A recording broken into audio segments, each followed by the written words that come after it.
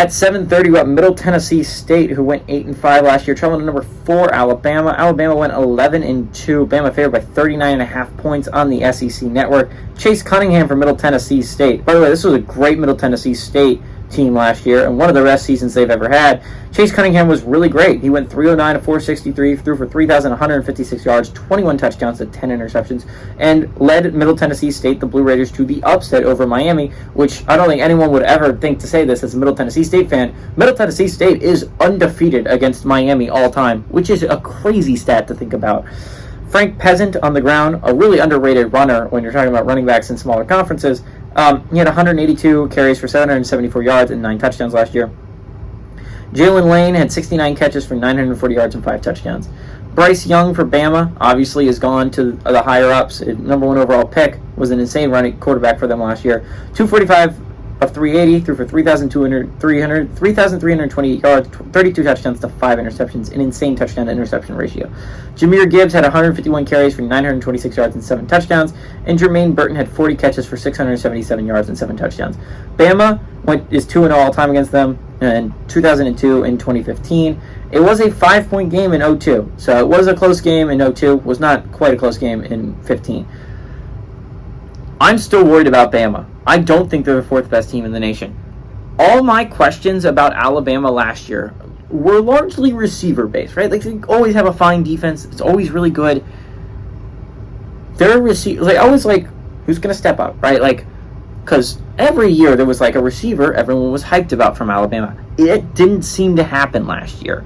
And you lose Jalen Waddle. I mean, it's like, who do you go to next?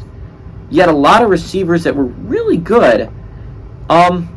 And then last year, you didn't really have any. And you're still 11-win squad because Bryce Young was able to fill a lot of that, right? Like, they might not have had the best receiving core in the world. It doesn't matter if Bryce Young is as accurate and as mobile and as amazing at making plays as he is, right? Bryce Young was arguably the best quarterback in all of college football last year. I mean, you can make an argument for C.J. Stroud, but he was working with less, right? Like, C.J. Stroud was working with Marvin Harrison Jr.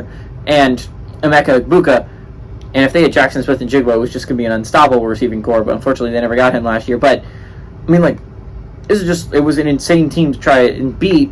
He had an insane receiving core. Bryce Young inarguably had less to work with. Jameer Gibbs was really his best receiving target, and he was a running back, right? Like, he was the most consistent one. He was a running back.